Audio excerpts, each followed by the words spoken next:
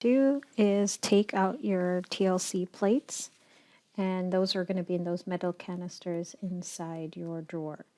And then once you've taken out your TLC plate, only take out the one that you need at the time. You're going to lightly draw a line at the very, very bottom of your TLC plate, about a half of centimeters from the bottom. You can go as high as about a centimeter, but a half a centimeter is perfect. So I'm drawing my line at the bottom very carefully, but I'm using a very dull pencil and I'm lightly drawing it, because if you use a very sharp pencil, you'll dig the silica gel off because it's a fine layer of silica gel on that aluminum plate. So you want to lightly draw it and make your little tick marks, and you're going to label the tick marks.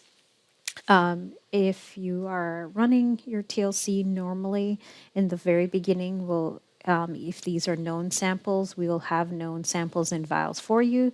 But when I'm doing a reaction, or later on when you might be doing experiments, you may have to make your own sample. So you would take a little bit of your material, put it in your well, add your solvent to it, dissolve it.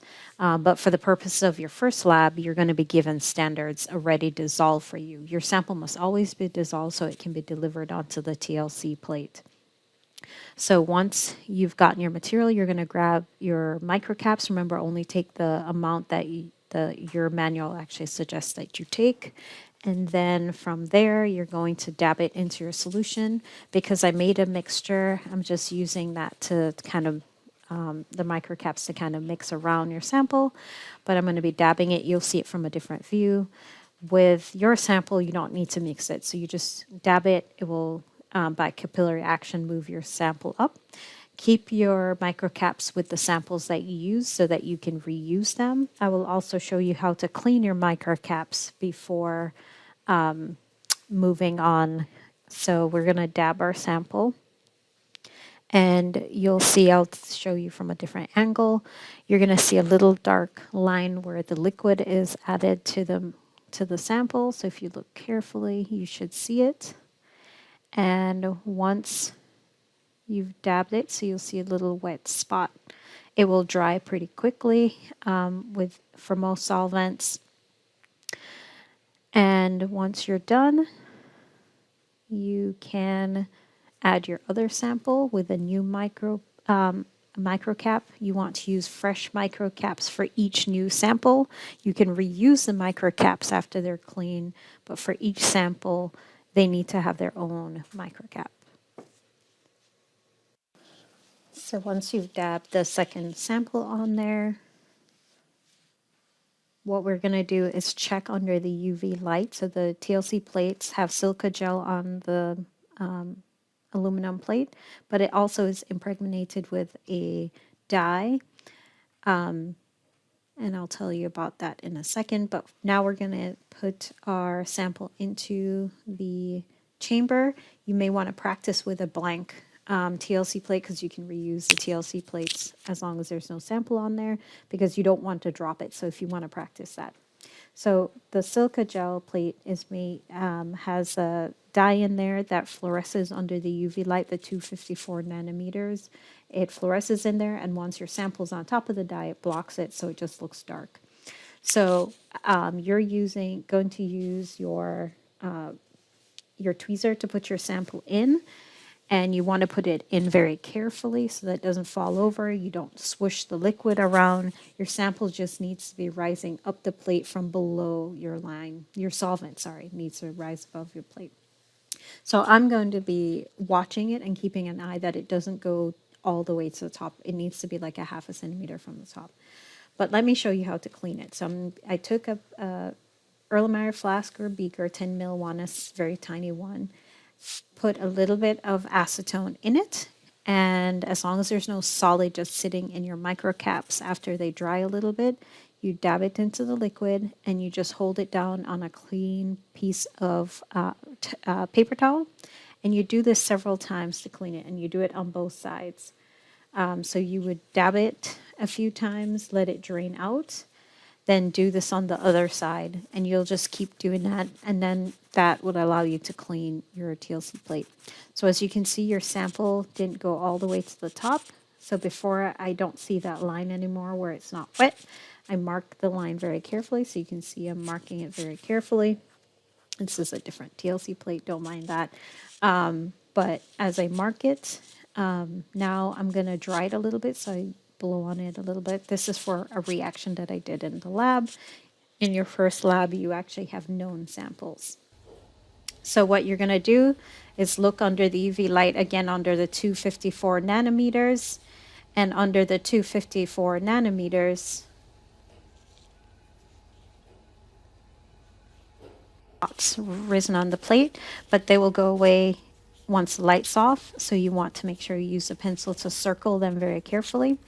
Once you're done with the UV light, make sure you put the rocker kind of between the 254 and the 365 so that it's off.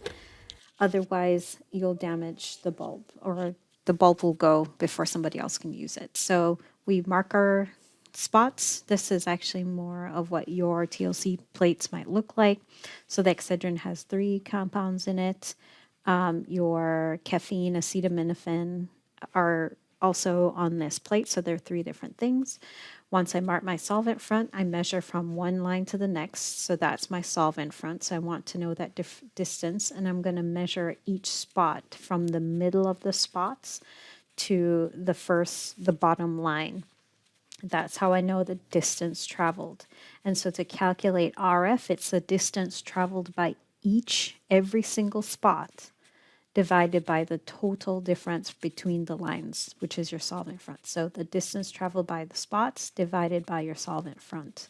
So here I'm just marking it down. You would write this down in your notebook to make a note for it. Sometimes we stain these things in chambers so you can see the spots change color. But we don't always have to do that. Once you're done, please throw away your TLC plate only after you've measured everything. And so here's an example. You can also take pictures if you would like of your spots. So this is kind of what your TLC plate would look like. So I measured all the different distances of my sample. And from there, I have determined what the RF values are because I'm going to calculate that and put that in my notebook. So I just wanted to write it here so that you could see what I did.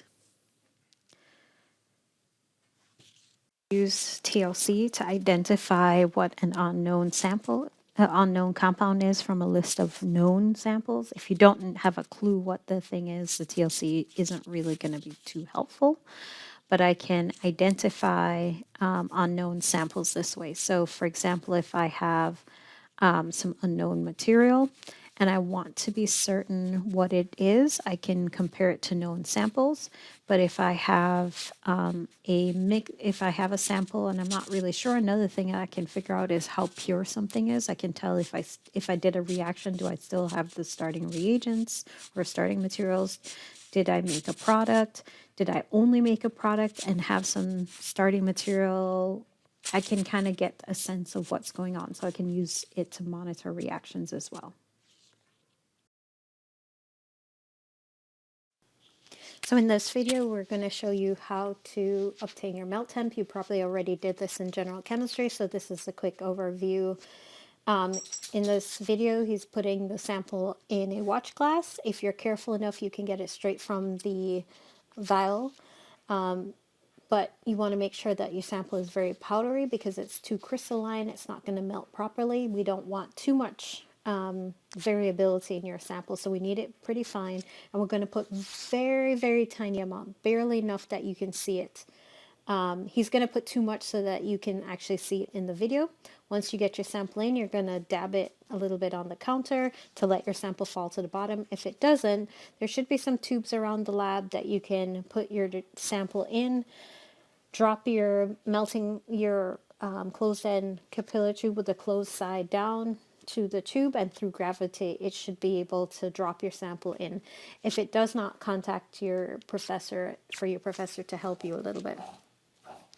You're going to grab your melt temps. They should already have the thermometers in them, but check that the thermometers get up to the temperatures that you're expecting. If it's not, you can swap thermometers between melt temps or contact your professor. As you can see, he has way too much sample in there, and that just allows us to see everything. If you have way too much sample, your melting range is going to be too broad, so be very mindful of that. Like what you saw him have there is probably a tenth to a fifth of what you actually, a tenth or fifth of that is what you actually need.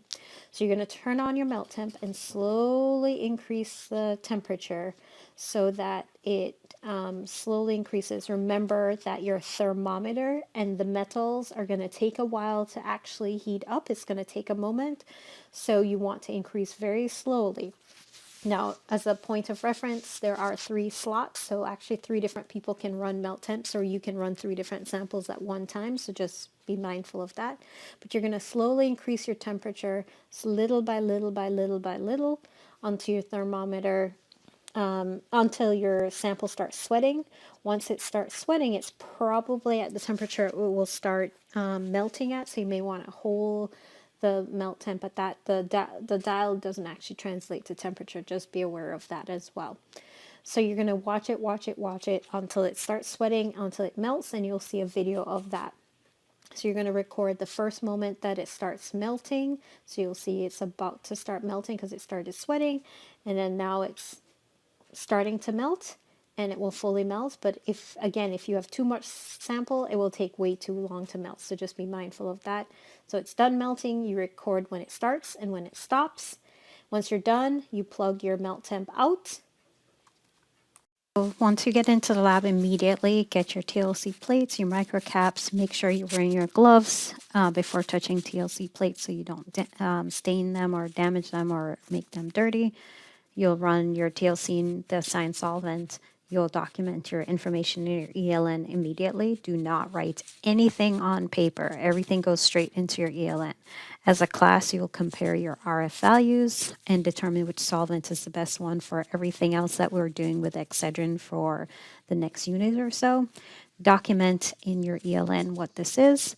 Obtain your unknown samples or your mixtures, depending on what section you are. You might be given different things to do.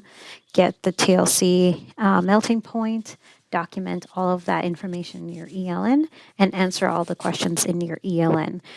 Then make sure that you get prepared for Unit 2. Unit 2 has several labs associated with it, and they're going to be utilizing some of the same information.